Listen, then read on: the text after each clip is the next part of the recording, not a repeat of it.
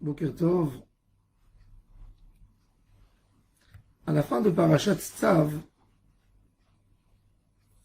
il est écrit dans la Torah au Petach Oel Moed, Teshevu Yomam Valayla, Shivat Yamim, Ushmartem et Mishmeret Adonai, Velo Tamutu Kichen Tzuveti. Ils ont préparé le Ham Israël quand ils ont inauguré le Mishkan, le tabernacle. Il y avait des préparations. Et Moshe Rabbeinu entraînait les Kohanim, les enfants de son frère, pour servir au Beth Amikdash, au tabernacle. Et pendant les Shivat, Yimei HaMiluim, ils n'avaient pas le droit de sortir du Mishkan.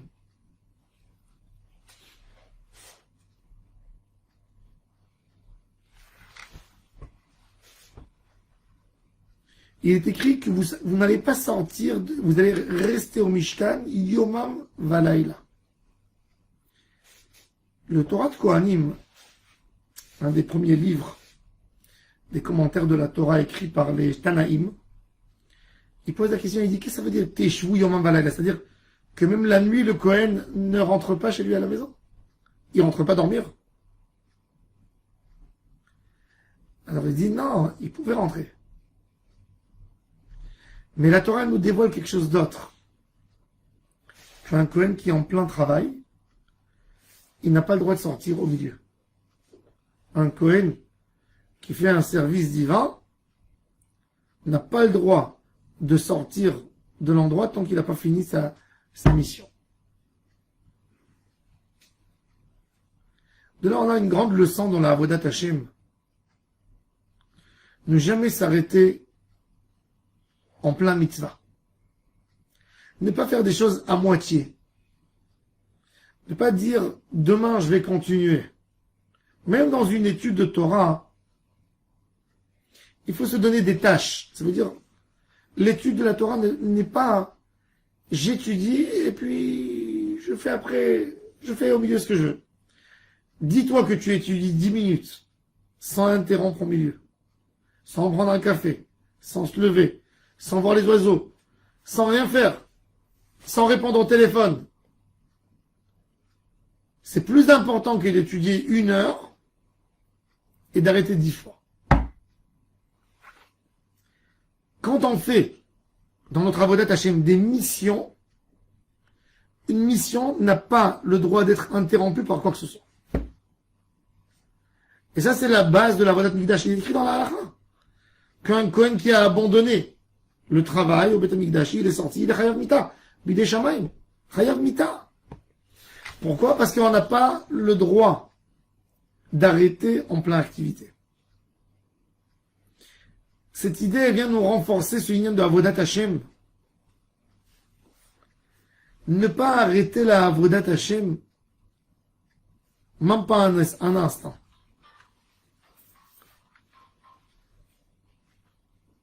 Comme on voit très clair, la Torah, elle donne un avertissement, chas v'shalom, que s'il quitte, il peut mourir. Pourquoi? Parce que une étude d'1 heure entière, c'est pas comme 1 heure avec 2 fois que tu as interrompu, que tu as arrêté. Ça fait déjà 20 minutes et 20 minutes et c'est pas pareil. Quand on court à distance, on fait la course. Quelqu'un qui gagne à 100 mètres est plus important que 2 qui gagnent à 50 et 50 mètres. Parce qu'il a prolongé sa Avodat Hashem, elle s'étale sur plus de temps sans arrêter.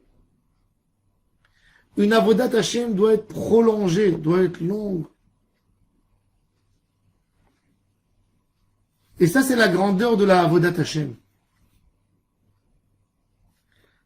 Akadosh Baruch Hu veut de nous des missions complètes.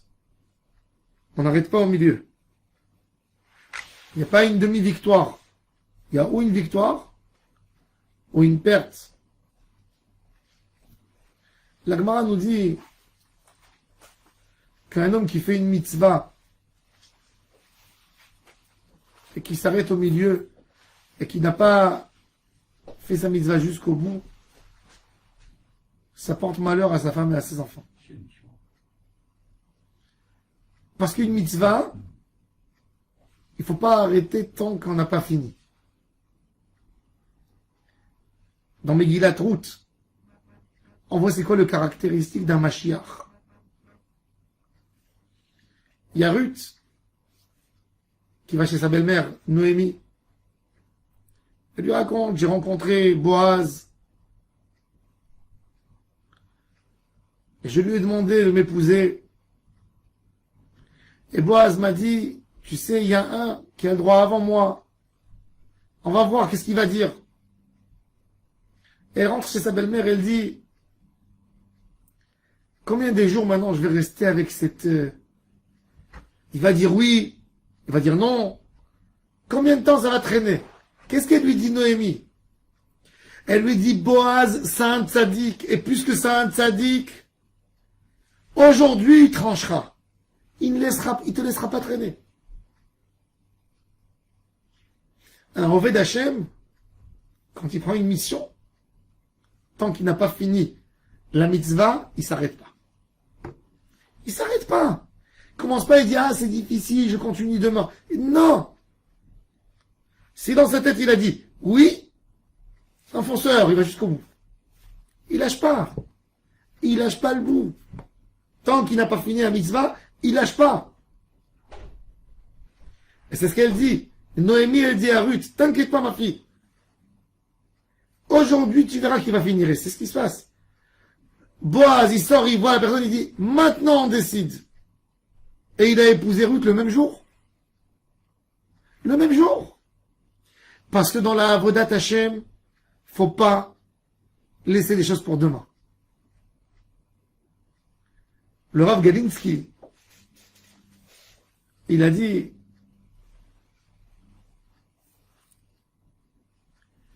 אם אתם מקבלים את התורה מוטב, הקדוש ברוך הוא הודיע בני ישראל, au moment de מתן תורה, ואם לא, שם תהיה קבורתכם. Là-bas, là-bas. Il dit, le Rav Galinsky, c'est pas Cham, c'est là.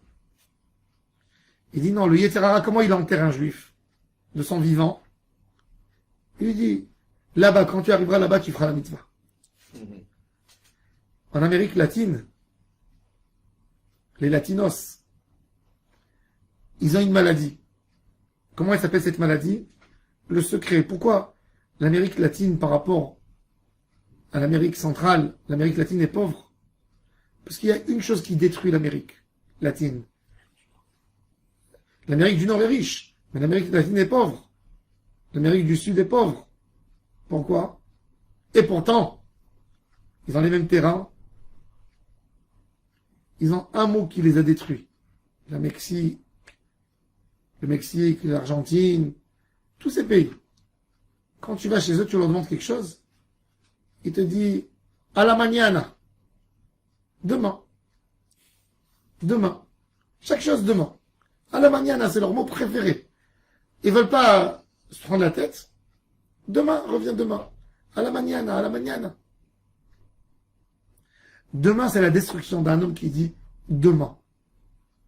Ne laisse rien pour demain.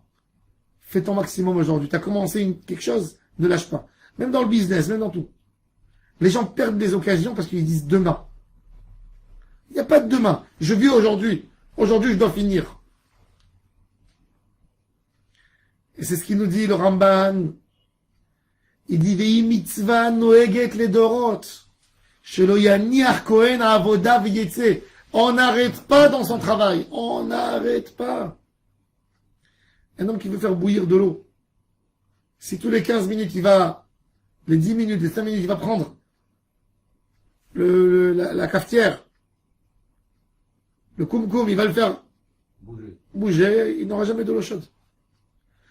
Toute la force de l'eau chaude, c'est que chaque moment se colle au moment d'avant qui l'a précédé, et ensemble, ça fait chauffer l'eau. Mais si chaque fois tu t'arrêtes, tu fais un pas en avant, 2 pas en arrière, tu peux jamais avancer.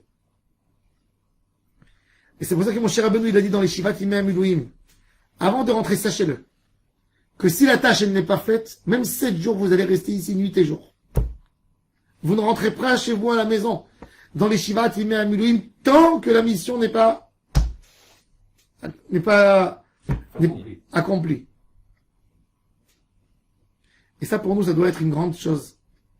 C'est ça dans tous les domaines. La réussite appartient aux gens que quand ils commencent, ils finissent. Qui ne laissent rien pour demain. Quand ils ont pris sur eux une mission, tant qu'elle n'est pas finie, ils lâchent pas.